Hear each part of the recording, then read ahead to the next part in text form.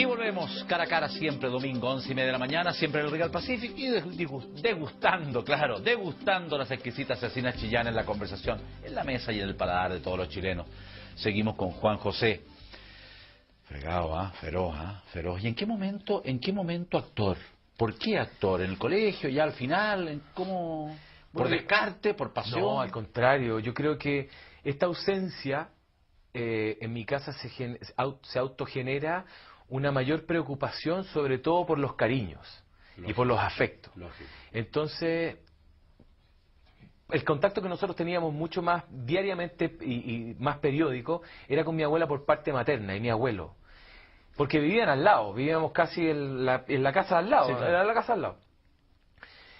Y para mí la sencillez y disfrutar las cosas es lo que me enseñaron ellos. Está ligado a la buena mesa. La mesa sencilla pero con mucho cariño, con cocinar cosas ricas, sencillas, y que estén las personas que uno quiere. Con eso para mí ya es suficiente. Lo demás es pasarlo bien a través de lo que uno aporta como energía y con la imaginación que uno puede desarrollar. Y eso fue para mí fue ir despertando en mí esa sensibilidad que a mí me llamaba la atención, como yo te decía, lo ligado al deporte, en lo que significaba ver que las personas vibraran cuando otras lo hacían vibrar. Y se identificaban con alguien que los quería que se identificaran. Claro. No por identificarse, sino que tú decís, él es mi jugador favorito, él me lidera mi equipo se constituye, él hace un gol y 80.000 personas, como la selección, desatan una catarsis colectiva, que eso a mí me llamaba mucho la atención. Ajá. Y para mí eso yo lo fui ligando siempre a que eran sensaciones que a mí me llegaban, que me traspasaban y yo quedaba como ahí, como mirando así y decía, ¿por qué me pasan estas cosas? Y yo siento por dentro esa vibración. Y eso me empezó a gatillar el hecho de que mi relación era no estar solo, sino que era siempre estar rodeado con harta gente. Y en algún momento yo siempre fui inquieto, pero inquieto en el sentido de hacer morisqueta y hacer reír a la gente. Y eso me gustaba muchísimo. Porque siempre me gustaba estar rodeado de la risa que estar como en un silencio sepulcral. Lógico. Y que no llamara y que te cuestionara así como diciendo, ¿qué les pasa a estos gallos? ¿Por qué están callados? ¿Me entendí? Además que se te vienen los fantasmas. Claro, también la soledad en algún momento nunca la entendí durante ese proceso hasta un tiempo después, que hoy día para mí la soledad es un gran momento para poder conversar con el personaje que yo construí por dentro. Lógico. ¿Y en qué momento 16, 17 y toda esa escalera exitosa que has seguido, digamos? 16, 17, o sea, yo entro, ponte tu corte, termino el colegio, voy al Duoc, que me parece, y yo lo busco, yo digo, sí, yo estoy claro, quiero estudiar esto. Le digo a mi vieja me dice, tranquilo, dale, al principio asustada y todo por lo que era la carrera. Entonces me dice una cosa muy básica. Si tú querías estudiar esto, es difícil, se ve difícil, por lo menos lo que yo escucho. El arte es complicado en este país, me decía. Y en cualquiera. Y en cualquiera. Pero, si vaya a querer estudiarlo, estúdialo con pasión. Lógico. Y si queréis ser el mejor, sélo, pero siempre con la frente en alto y con las manos adelante. Súper transparente. Muy bien. Con buenos elementos y que tu talento te lleve a eso. No que por tener que hablar por detrás para cagarte a otro. No. Listo, entro al Duoc, empiezo todo este proceso y ya en primer año, terminando el primer año, Rodrigo Bastías, que era el director de mi carrera en ese momento, ve mi examen de primer semestre y me dice, ¿sabéis qué, chiquillo? Yo creo que tú tenés muchas condiciones, con otro compañero más que éramos muy amigos, y me dice, ¿queréis trabajar en mi compañía? Me gustaría que tú tuvieras una experiencia laboral cotota. Yo creo que es el momento, tenéis que ya partir en esta vida actoral que es pura experiencia. Ya, pues le dije yo, o sea, fue muy increíble. Y estuve un año trabajando con el teatro aparte, conocí a todo el elenco, que me imagino que tú lo ubicas más o menos. Sí, claro. Y eso fue mi trampolín, y de ahí... Buen entrenamiento, ¿eh? Buenísimo, buenísimo. Y entrenamiento por el lado de la comedia. Y de ahí seguí creciendo proceso y seguí estudiando, bla, bla, bla. Buscaba otros trabajos que me compatibilizaran. ¿Cómo te podrías definir? En una palabra, en un concepto, una definición corta, así a quemarropa. Pasional. ¿Cómo te podrías definir? Juan José, pasional. Pasional, súper pasional, súper visceral, un hombre muy visceral. Y frontal. Pasión frontal. ¿Dónde está el costalazo, la piedra con la cual tropiezas siempre? Con la ansiedad. Sí. ¿Y cuál es tu mejor virtud, tu mejor fortaleza, tu mayor fortaleza? Ser transparente, ser honesto. Ya, ya. ¿Qué te carga? La falta de honestidad, la mentira, sí, puedo entender algunas, pero... Las piadosas, dices tú. Las piadosas, claro, pero el hecho de cuando las personas no son sinceras consigo mismos. ¿Cómo somos los chilenos? Una definición. Hay grupos y grupos, en realidad. Yo no podría decir que todos son iguales, pero básicamente nos falta ser más frontales. Ir al grano, ir directo, no dar tanta vuelta como perro antes de acostarse.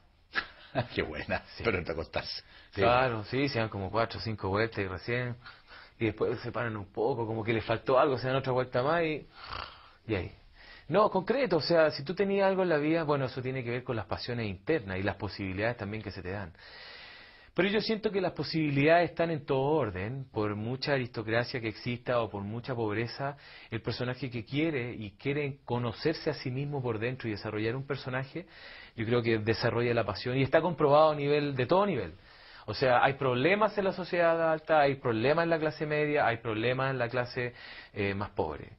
Y están los problemas de los desincentivados, yo creo que todos esos términos son transversales. Pero yo creo que está en descubrir ¿dónde está la llama? ¿Dónde está el piloto del califón? Para prenderlo y ahí... Y que sí. ¿Y cómo fue tu experiencia en donde está Elisa? Adelantándonos un poco más en tu trayectoria, digamos. Bien. O sea, fue... No estás muy convencido, parece. No. Es que, a ver, tengo que ser sincero. No lo pasé muy bien en esa teleserie. Porque a lo mejor... Y no sé, como que... No me sentía cómodo con el personaje, traté, o sea, de buscar, porque yo era un personaje bastante miserable, entonces yo tenía que buscar en mis miserias como para poder llegar a eso.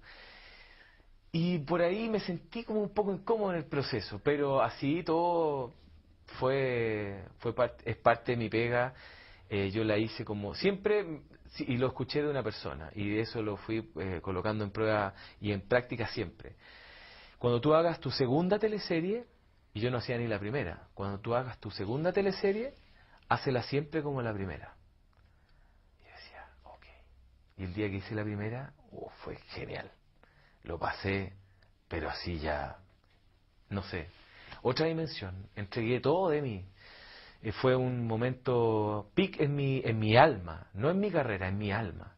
Porque me encontré con el actor así ya a cabalidad, porque venía con toda esta experiencia desde antes, que me llamaba a que muchos castings los cuales yo había pasado, porque no llegué, dejé mi currículum y entré en la tele. Y ahí entendí también unas palabras de mi hermano que me decía, bueno, vive los procesos, anda, equivócate, hácelo. Y pasa por todos los soliloquios internos que tengáis, frústrate, pero siempre saca una conclusión, que a lo mejor... Si no te va a pasar o no te está pasando en ese momento, que no quedaste en el primer casting, que no quedaste en el 20avo o en el 25avo, es por algo. Es porque a lo mejor tú querías lograr un proceso. Por eso yo te decía que mi gran error es la ansiedad. Y a lo mejor si una vez ya, lo conseguí. Pero ¿qué pasa si es tu debut y despedida? Entonces yo me quedaba por dentro. Buenos consejos, ¿ah? Heavy, mi hermano es un... ¿Eres llorón o te aguantáis? No, soy llorón. Llorón. Sí, ni un drama. Alguien dijo que los hombres no lloran, pero es una pura mentira. Los hombres lloran. Sí, no, yo lloro, pero yo he llorado pasionalmente tanto por tristeza, por sufrimiento, tanto de todo tipo, amoroso, por angustia, y también he llorado de felicidad, aunque no lo, o sea, pero he llorado así. Heavy. ¿Cuándo, por ejemplo? Fue un examen muy tortuoso en mi escuela, que era hacer un Shakespeare. Chupaya. Hicimos un sueño y una noche de verano. Y fue mi periodo en la escuela en el cual yo empecé como, yo iba como para abajo y decía, me entré a cuestionar la carrera, me costaba mucho, mi personaje y todo. Corte, Rodrigo Bastía, una semana antes llega al ensayo y dice, no, ¿saben qué, chiquillos? Esto tenemos que sacarlo de la sala porque es como leer un libro así. Entonces, porque era muy chiquitita y este espectáculo era muy grande. Hay que llevarlo al teatro. Corte, 8 de la noche, no sé cómo, el Teatro Duoc, que ahora ya no existe, porque el Duoc lo dejó como por fuera, pero es la parte mecánica que ellos tienen, que era uno de los 3 teatros más grandes de Chile, 800 personas, fenomenal, heavy. lleno el teatro, lleno, pero lleno. Y yo llegué sufriendo, yo llegué en algún momento a estar en mi casa y decirle, yo le decía, no me abandoné en este momento, le decía yo. Mi viejo Juan, yo le decía, Juan, no me cagué ahora. O sea, dame la posibilidad, ilumíname, dame la inspiración, decía yo, porque tengo que encontrarlo, tengo que encontrar la inspiración de este personaje, quiero encontrarme con él. Y una semana antes, cuando Rodrigo dice eso, y antes de los últimos ensayos sobre el escenario ya grande, me empiezan a aparecer las ideas, me empieza a aparecer todo, se me abre la película. Y llega el momento del examen, lleno no sé cómo, porque nosotros invitamos a nuestra familia, que no llegaba para llenar más de 400. Todo el mundo corrió la voz, Rodrigo se encargó de todo. El teatro todo lleno, gente casi en el piso. La obra corre, parte la música, situada en la música de los años 50, con un vestuario de esa época y con la confabulación que era un mundo real con el mundo de las hadas, pasando en la época de los atenienses. Y era una comedia de equivocaciones, a mí me tocaba un enamorado y yo llegué hasta yo cantaba en la obra, y propuesto por mí, cantaba una canción de los Platters. Y la primera risa que escucho era hacia mí, porque ya mis compañeros que habían salido antes, yo entraba en la parte de la escena al comienzo, en todo este problema de ir a hablar con el rey, porque mi amor y mi suegra quería casarla con otro, que en ese tiempo se dan esas cuestiones. Y la primera risa que escucho es la risa de la Nena Muñoz, que es la señora Rodrigo Bastías. Pero una risa solo cuando yo me pongo a cantar. Y yo digo, Everly Shade. Y todo cuando escucha es ella, pero a los milésimas de segundo, el teatro completo. ¡Guau! Yo decía, weón, se están cagando la risa porque yo canto mal. Y al contrario, pues yo estaba súper bien, lo habíamos afinado, yo había estado una profesora de canto para dirigir y todo. Mira, resumo, corte, apagón, y se vuelve a prender la luz y la gente automáticamente, pero como con un resorte en el poto, salta 800 personas arriba y empieza... Así yo decía, no, esto no puede pasar. Y estábamos todos agarrados las manos y yo sentía esa energía traspasarme. Te lo juro, sentir como un viento, un tufazo de cariño, de un reconocimiento a que lo habían pasado tan genial, y yo sentía que esa energía me traspasaba por todos lados. Y ahí, con esa cosa así, yo me pongo a llorar, pero de felicidad, así ya, pero es mala, así. Y la gente me saludaba, me decía, oh, súper bien, Gurruchaga, la raja, el equipo. Y yo, gracias, le decía yo. Pero súper. Qué buena. Súper. Sí, qué por buena. eso te digo que Experiencia para la vida. Intensidad. ¿Ah? ¿Y los improvisadores, Juan José? Uy, una historia también. Ahí yo lo hablo como un déjà vu.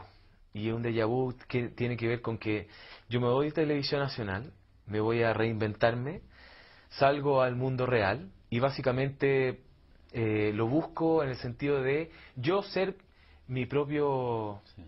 Mira, un invitado especial. Tú sabes que mi vieja siempre decía que cuando aparecía una mosca era porque está mi papá. Claro, porque mi papá le cagaba a la mosca y decía, ¡saca mosca! ¡Anda aquí! Y todo el cuento, ¿cachai?